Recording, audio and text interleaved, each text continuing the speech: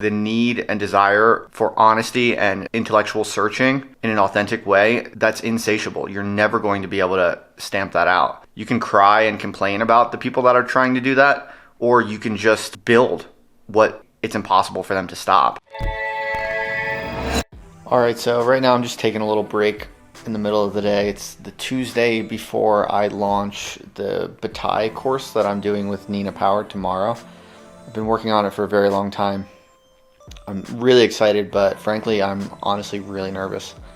Just because the first course, when I did it with Johannes, I didn't have a lot of pressure. I didn't feel a lot of pressure because I was just testing the waters of doing a serious online course.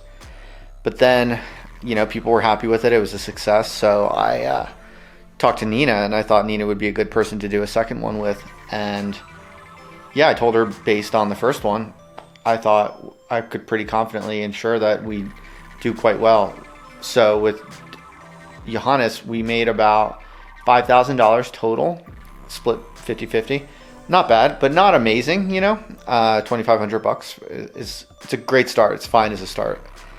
And it's what made me think, okay, I should really start doing more courses and improving the process and really getting good at that. But with Nina, I figured Nina probably has a little bit more name recognition. Well, she definitely does. And just since I learned a lot about how to do courses effectively, what goes into doing a launch and all of that, and my audience keeps growing, I told Nina, I was like, I think there's a very, very good chance we'll do 10,000 total. And I still think we will, but I'm just nervous because maybe we won't. And this is the first time I've kind of told someone a goal, and it's not like she won't care if we don't hit that. She won't be upset, but I did set that as a goal. And usually when I set goals for my projects, as I always do, they're just for me, and I don't really tell people about them, and it doesn't really matter if I don't hit them. But now I've put a ton of work into this. I've told Nina that I think we could do 10,000. So now I'm just nervous. I feel kind of queasy, honestly. So I'm just taking a little breather, lying on the couch. I still have a lot I have to do to basically optimize the launch for tomorrow. But basically, I think we're on track to do 10,000 at least, maybe more if we're lucky. But I don't know if people are interested in this, but I'll just break it down for you real quick. So with the course I did with Johannes, Deleuze versus Heidegger, at the launch day seminar, which is kind of the big kind of orientation meeting that we do, we had 100 people about registered for it. And from there, about 50% show up. That's a pretty standard rate. And then from that 50% that show up, in our case with the Deleuze versus Heidegger course, about half of those ended up paying for the course. So not bad.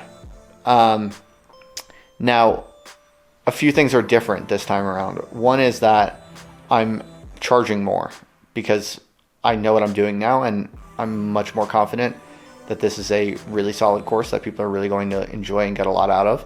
So I've significantly increased the price. With Johannes, we priced it at $400 for the seminar sessions, and then on the launch day meeting, we gave a nice discount of 50% off. So it was effectively only $200 for a series of seminars on the content. Now I'm asking $600. It's a little bit more, and there are way more features and kind of improvements added to it. And then on the launch day seminar tomorrow, I'm going to make it $400 for tomorrow. Anyone who gets it tomorrow. By the time you're watching this, it'll be much later than that. So when I say tomorrow, I'm talking relative to now. We'll have the kind of launch day special be $400 to kind of sweeten the deal. But that's a significantly higher price tag than the last course I did. So I'm just nervous. Maybe people don't value it that much. Maybe that's not going to be worth it to people. But I don't know. I think it is. I've done a lot of research. I've done a lot of talking with people. And yeah, so anyway, as for the stats right now, the one big thing that we have much better this time around than we did for Deleuze and Heidegger is we have about 500 people signed up for updates on the course, whereas for Deleuze and Heidegger, we only had about 200 at the time that we launched. I think even a little bit less. So yeah, I think we have way more people generally interested, but the question is how many of those are actually going to be buyers of the course? Well, for the launch day seminar tomorrow, we have we have about 80 currently registered, which is actually less than we had with Deleuze versus Heidegger. However, I framed it a little bit differently as, sign up for this seminar if you're going to be enrolling. So I think it's probably a more credible signal. And we'll see. So basically, by my calculations, the most realistic expectation for what will gross tomorrow is anywhere between, on the low end, I'm pretty sure based on these statistics and past conversion rates, I think we will do at least 7,000 or 8,000 in the worst case scenario. That's what I think. But it's hard to explain. It's nerve-wracking in the day before you launch a course because you put all this effort into it over weeks and months, and especially when you have someone else on board, you just don't want to disappoint, So we'll see. Yeah, but as for the content, I'm super pumped. I mean, I think it's going to be a really awesome course. I'm definitely proud of that already for sure. So I'm less worried about delivering a good course. I'm more worried about, did I do everything as well as I could to get it launched and get the word out there, but also, frame it accurately and convey what we're doing and, put in the work of allowing people to, get on the list and all of that. So yeah, we'll see. I feel good, but just nervous. So I'm trying to relax for a little bit before I get back on the computer and do a whole bunch of other kind of last minute promotional stuff or whatever. Yeah, I mean, I think 7,000 or 8,000 tomorrow is the low end of the amount of money we'll gross from course sales. But I don't know. It could be more. It could be much more. You don't want to get your hopes up. But I mean, if let's say all of those people, the 77 people who are currently registered for the first seminar meeting tomorrow, let's say all of those people. If all of those people were to buy, I did the calculation before. If all of those people got the seminar series on the launch day special of $400 a pop, that'd be about $30,000 gross, which would just be amazing for me.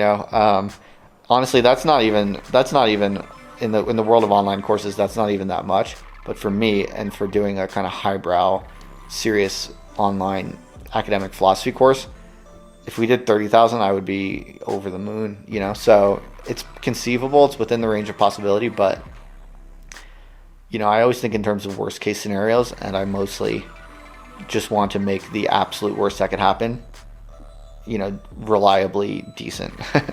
That way I can kind of be at peace about it. So anyway, yeah, I'm nervous. I'm a little tense, but just thought I would record my thoughts ahead of time.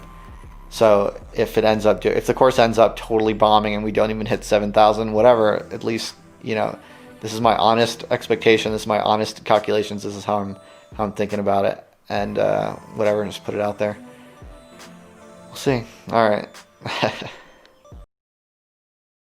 All right, so today is Thursday, July 2nd. It's the day after I launched my course on George Bataille with my friend Nina Power, and it was awesome. Basically, I would say, pretty much hit my expectations. I mean, my goal was to hit 10K in gross revenue, and we did that. We're actually, in the first 24 hours, we did $12,000 total, and I told Nina I'd split it with her 50-50.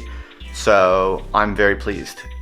That's not a life-changing amount of money. It's not like I'm suddenly rich, but it's a powerful demonstration of my hypothesis, really, of what I've been saying for more than a year now, which is that it is possible. There are ways for academics or PhDs or, serious, committed, highbrow intellectuals to do serious research and teaching and to carve that out in a way that people, real humans, actually want and will pay for.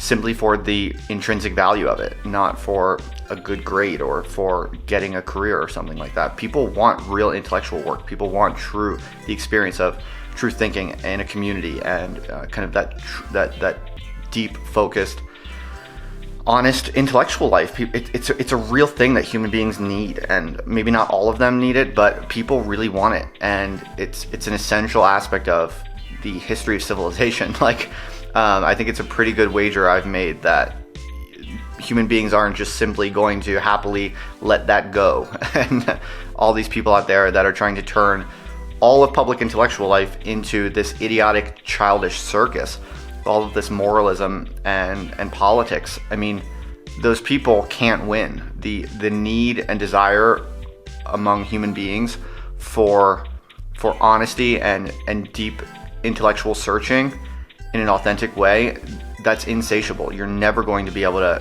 stamp that out. So yeah, I mean, you can cry and complain about the people that are trying to do that, or you can just build what, at the end of the day, it's impossible for them to stop. And that's what I've been doing since I left academia 1 year ago, and it's taken a lot of time to build up. It's not easy. It doesn't happen quickly. You have to build a kind of infrastructure. Primarily, you need to build, the most important thing probably is the email operation, because email is just the most direct way to communicate with human beings. All of the other social media platforms are highly algorithmic and politically conditioned. You know, I'm probably shadow banned or something like that on Twitter. I don't know if I think that's real. Many people claim that to be the case. Who cares though? Just go straight to the source, connect with real people, let people sign up if they want to hear updates on what you're doing.